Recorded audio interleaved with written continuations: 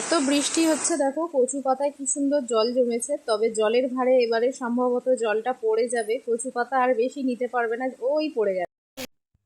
বৃষ্টির ওয়েদার মানে একটা কিছু না কিছু খেতে তো ইচ্ছে করে সন্ধ্যাবেলার টাইমে। তো আজকের দেখো একটা রেসিপি ব্লগ নিয়ে চলে আসলাম তোমাদের সামনে। এর আগেও আমি এটা বানিয়েছি মেয়ের জন্য, তবে এত বৃষ্টি হচ্ছে যে মেয়ের খুব ইচ্ছে হচ্ছিল কিছু একটা স্ন্যাক্স খাবে সন্ধ্যাবেলা।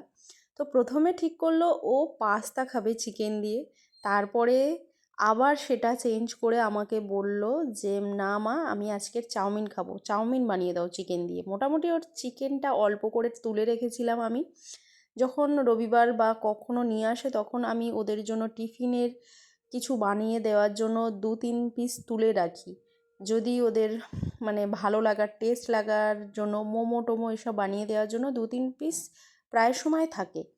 তো তারপরে বলল যে আমাকে চিকেন চাউমিন বানিয়ে দাও, সেটাও বাদ দিয়ে আবার চলে গেল, আবার বলল আমাকে না মা, আমাকে চিকেন এগ রোল বানিয়ে দাও।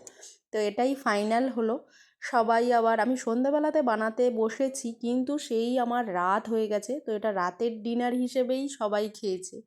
তো যাই হোক, দেখো 6 জনের জন্য 6টাই করেছি। আটার ডো বানিয়ে নিয়েছি, তোমরা দেখতেই পাচ্ছ।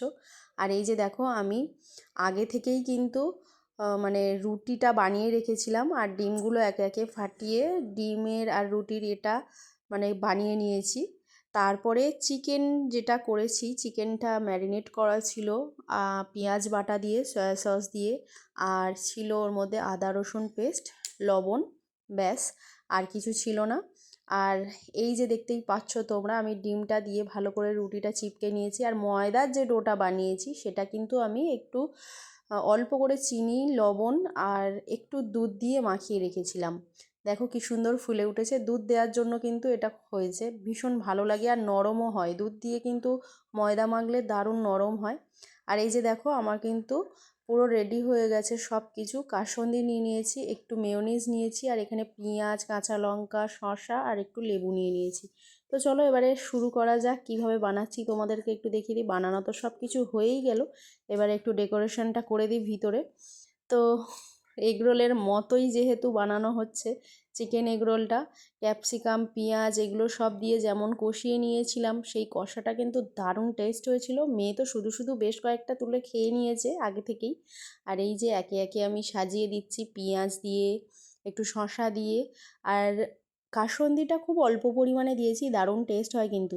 কাঁচা লঙ্কাও দিয়েছি এর মধ্যে, আর মেয়োনিজ দিয়েছি। আমাদের ছোটোটা মানে আমাদের পুচকু বাবুটা, সে কিন্তু কাঁচা লঙ্কা খায় না, ওরটা কাঁচা লঙ্কা ছাড়া।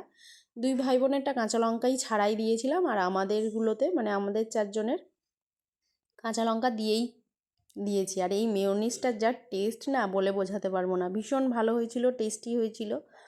তো চিকেন এগ রোল আমার মেয়ের তো বরাবরই পছন্দ এইরকম ধরনের জিনিস খেতে, তবে বেশিরভাগটা চেষ্টা করি একটু বাড়িতে বানিয়ে দেওয়ার, কারণ এত বৃষ্টি হচ্ছে আর আমাদের এখানে এত জলও জমে গেছে। চাইলেই কিন্তু বাইরে থেকে আনা যেত, কিন্তু যেহেতু বাচ্চারা খাবে সেহেতু একটু পরিষ্কার পরিচ্ছন্ন যাতে হয় তার জন্যই কিন্তু আমি এই বাড়িতে বানিয়ে দেওয়ার চেষ্টা করি সব সময়। আর বাইরে খুব রেয়ার, বাইরের খাবারটা খুব রেয়ার খাওয়া হয় না বলা ভুল, কিন্তু হয়, কিন্তু খুব রেয়ার সেটা। বাচ্চারা যখন বাড়িতে, তবে আমার মেয়ে যখনই কিন্তু খায় এই জিনিসগুলো তখন কিন্তু বলে মা, বাড়িরটা বেস্ট হয়েছে, মানে বাইরের থেকেও ভালো হয়েছে। যেহেতু ওরা সবসময় বাড়িতেই খায় তার জন্যই এটা হয়তো ওদের ভালো লাগে। আমার কিন্তু পুরো প্রিপারেশনটা রেডি হয়ে গেছে, দেখো আমি প্রথমে 4টে বানিয়ে নিয়েছি, যেহেতু গরম গরম খেলে ভালো লাগবে, আর দুটো আমি পরে বানিয়েছি। দেখো একদম রেডি চিকেন এগ রোল, দারুণ টেস্টি হয়েছিল। আর তার সাথে একটু স্যালাড ছিল, গাজর একটু হালকা সিদ্ধ করা রাখা ছিল লবণ দিয়ে, পেঁয়াজ আর লেবু, ব্যাস আজকের এটা ডিনার। আর সেই সাথে অল্প সামান্য স্যালাড। পুরো ভিডিওটা তোমাদের কেমন লাগলো জানিও। আজকের মতো টাটা, আবার দেখা হবে অন্য ভিডিওতে।